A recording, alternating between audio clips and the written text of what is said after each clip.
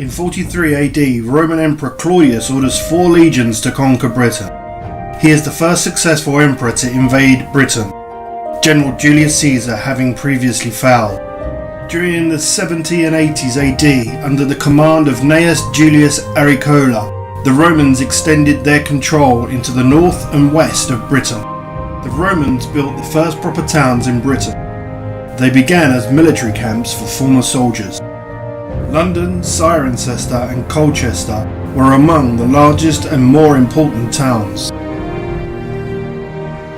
Construction of Roman architecture included temples, theatres and baths. The centre of each town had an open space, often used as a market.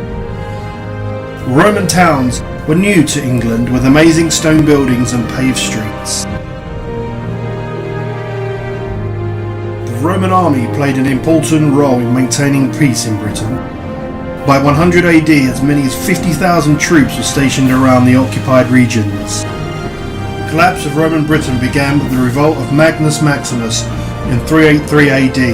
After 12 years as military commander in Britain, his troops proclaimed him emperor.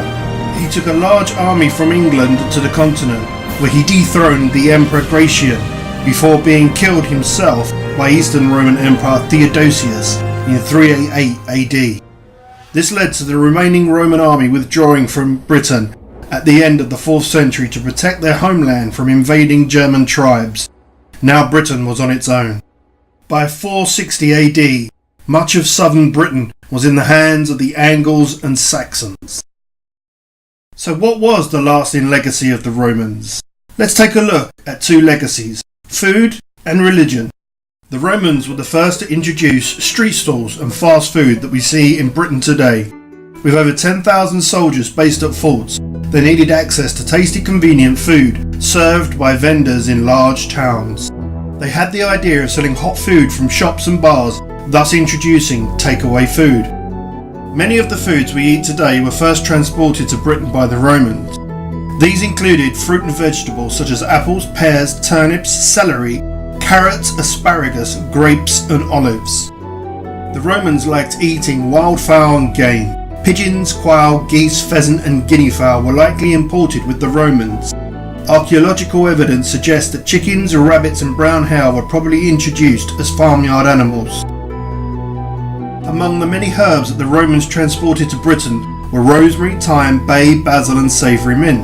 They also introduced herbs that were used in brewing and for medicinal purposes. Spices such as ginger, cumin, cardamom, cinnamon and saffron were also introduced. This could suggest that the food introduced by the Romans improved the British diet.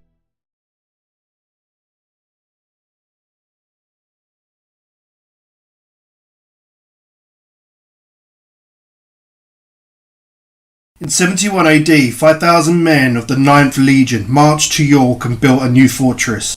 The Romans renamed York Eburacum. The eagle of the 9th was the messenger of the Greek god Zeus.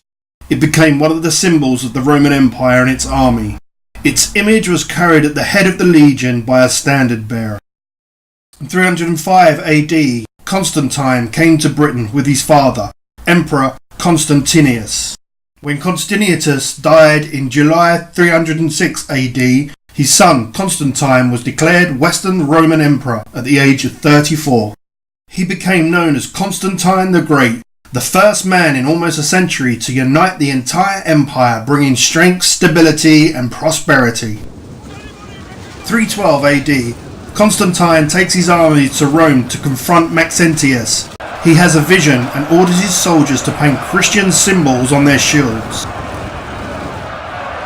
Constantine sees his victory as a sign of God's approval and his powerful ally. 313 AD. The Emperor Constantine allows Christians the freedom of worship. Then, in 324 AD, after defeating all of his other rivals, Constantine becomes the single ruler of the whole Roman Empire. Shortly before his death, in 337 AD, Constantine is baptized, the ceremony making clear his Christian faith.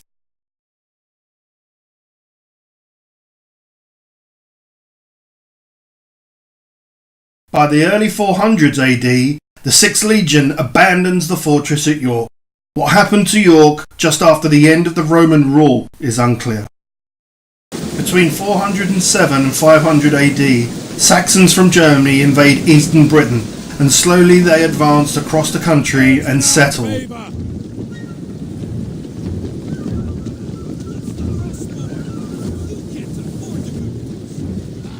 The Saxons were pagans, and as they advanced, Christianity disappears from Britain, except in the southwest.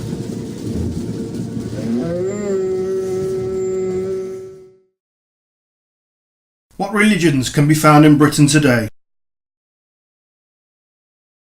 Christianity still runs through much of the UK. York Minster, for example, has a fascinating 2,000-year-old Christian history. There are many artifacts held by York Minster from the Roman era.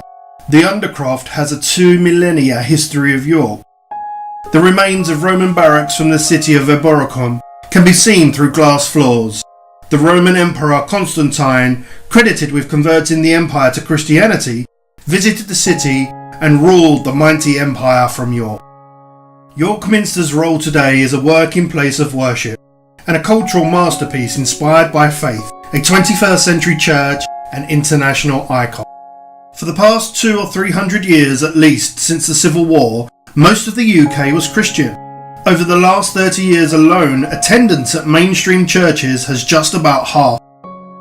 The census of 2011 showed Christianity was on the decline in the UK. Christianity was still the largest religion with 33.2 million people. Islam was the second largest religion with 2.7 million people. With atheism and other forms of non-belief becoming the fastest growing belief of people in the UK, it has started to have a massive impact on the attendance in churches. Add to this the UK's multicultural policy and the importation of other cultures' religions, the Church of England may have a battle on its hands to keep its old customers and attract new ones. It could be said that immigration is helping to bring Britain back to its Christian roots and reviving religion in a weary Western culture. Churches across the UK are attempting to devise new strategies to spread the Christian message in the 21st century.